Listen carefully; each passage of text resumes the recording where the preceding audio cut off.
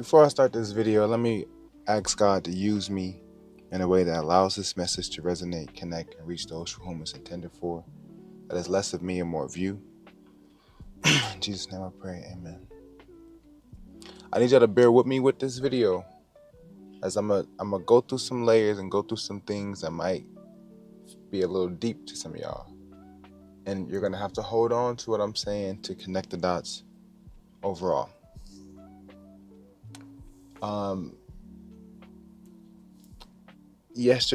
Last night, there was a death. There was a murder, and the person that died is a very close relative to my wife. And we live in a small town. So when there's always something, likely people are somewhat way connected to the victim. And sometimes these things just really hit home. And whenever stuff like this happens, my mind always just goes to, like, man, life is just so short. It's so short. And you never know when it's your last time to speak to somebody. And it makes me think about loving my wife more. It makes me think about having stronger connections and bonds with my family. It makes me think about the little things we get mad over and let steal our joy, and fallouts or arguments or disagreements we have with our friends. Like, what truly matters most. And it sucks because I'm often thinking about myself. The other day I took this I'm doing this like certification training, and then it had you take a core values quiz, which is a free quiz, and it would have you pick these 10 core values or values, and then it would compare them to each other. And I realized that, like, my top ones are like security and like values and family. And a part of security is also somewhat, we're talking about financial as well, right? Just stability in life, and also making sure that everybody's good. And then family as well, where it's like, family is also, like, for example, when I say why these are over values, right? Because if your family's in danger, you would murder someone. That's family over values. My values is to not murder. I don't condone unnecessary violence and murder, right? But over family, it's different. Protection, security, family, and my morals, right? My ethics, right? That's what I mean by value, ethics. And also being genuine, and there's a couple other things that were my top 10, right? What I find challenging is, at times, I'm thinking about, how am I going to be remembered, man? Whose life did I make an impact on? Will I die full of dreams and ambitions and goals, or will I die empty, leaving everything here? Will I have touched people or impact people's lives?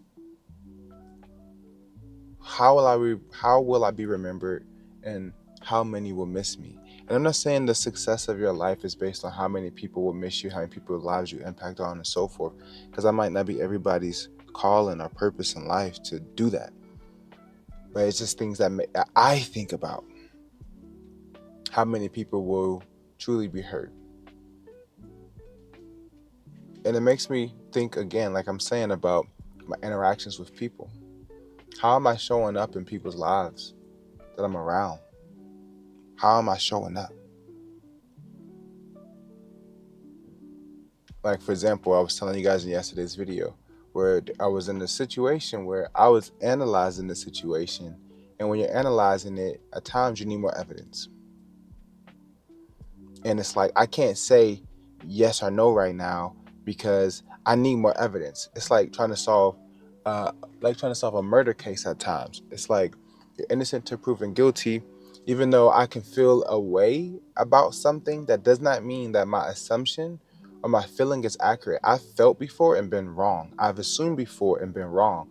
So I believe as a man and as a human being in general, you want to minimize operating and moving off of assumptions. Even if it seems like you got all the facts, detectives, cops, they can't take you to court based on feelings or off of evidence that you can't conclude with.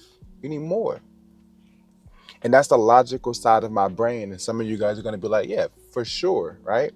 If you're talking to me about an assumption, you're just talking to me about your feelings. If it's not factual, and sometimes you need like cold hard evidence. If not, this is still allegedly, right? Allegedly. At times, I can be too technical or too analytical when people are, when people feel more emotionally affected by something.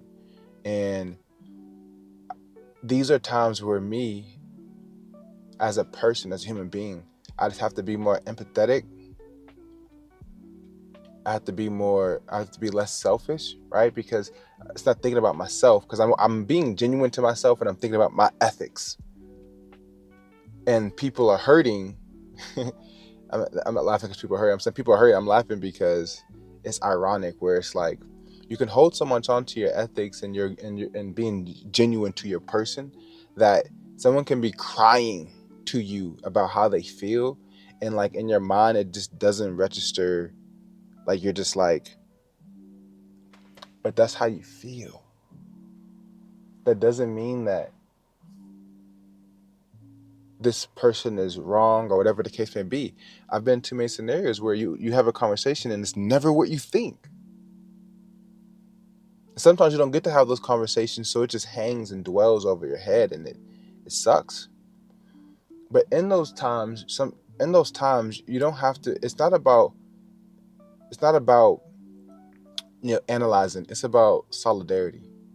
It's about choosing to stand with friends, family, people who matter, right? We can kind of decide the data and all that stuff like that. Like after, as time goes on, people heal a little bit more, have those conversations.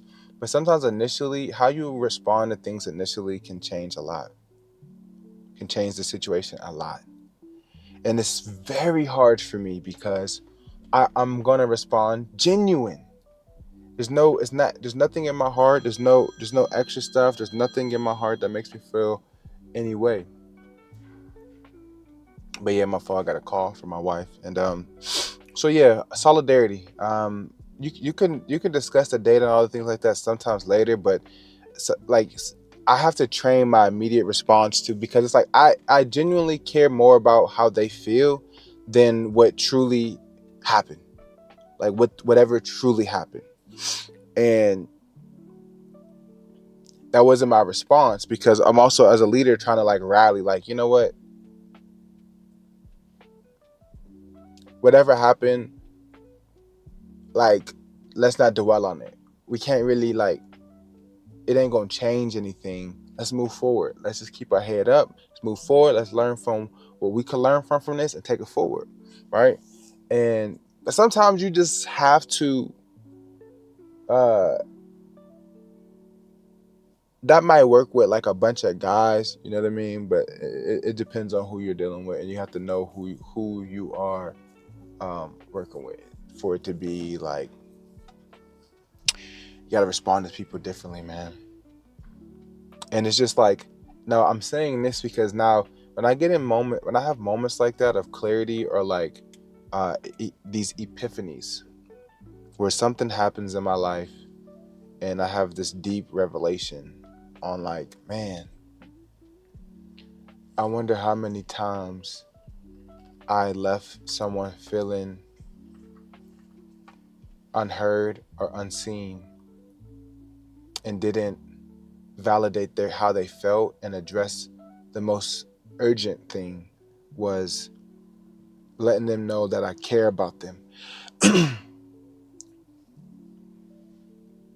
How many times have I dropped the ball in that department where someone's hurting and I'm trying to console them with logic and analytics. It's crazy, and it's like, again, that is also who I am. So, to love me is to learn me, and and it's like there's gonna be people who they get that and they understand what you're trying to do, but don't use that as an excuse. Don't use being genuine as an excuse to not grow. Don't use "this is who I am" as an excuse to not grow. A lot of people stop growing and they use the excuse that I'm being myself. This is my me. This is who I am. This is my authentic self. This is my genuine self. Yes, but this is also who you are deciding to be, and you can grow. And life will expose opportunities for you to grow. And are you gonna take it?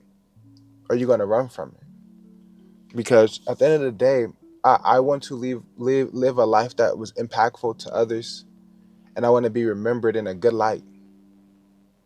I'm not saying like these things are situations where it can hurt people, right? But I have friends that I grew up with that I don't we don't talk probably like once or twice a year, if that. And before I never thought of it like, oh, I lost my friends, we had a falling out, and it wasn't like it was like an argument, we're not talking no more, nah. But as time goes on and we let unless we talk, and the more you reach out and there's no follow up or reach back out, it's like, man, it kind of starts to set so in that, you know what, I lost my friends, I lost this person, I lost that person. And and what sucks about it the most is because without conversation, sometimes you never know how someone truly feels about you. Now, it's not your responsibility, like it's not your business all the time to know, right? You know what I mean? Like, you can control what you can control, and if you can apologize for how you responded or acted and how you made somebody feel, right? But it's also in them through emotional maturity and being able to have tough conversations, to be able to have that conversation and express that so you can correct it. Because if you don't know, you don't know.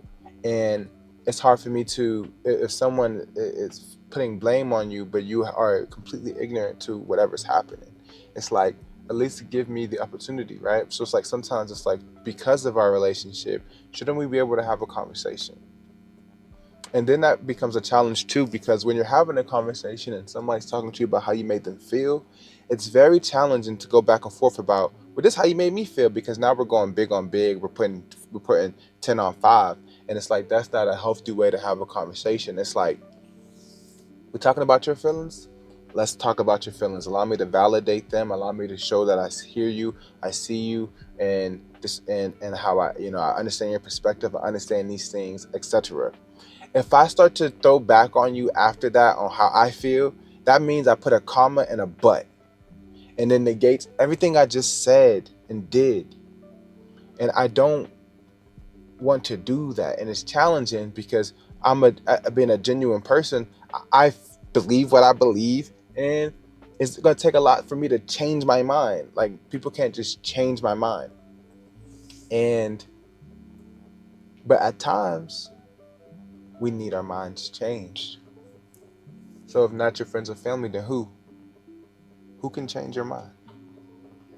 Because in the end of this, when life is over, how are you gonna be remembered? How many conversations are gonna go left unhad? How much pain will you not be able to restore or apologize for?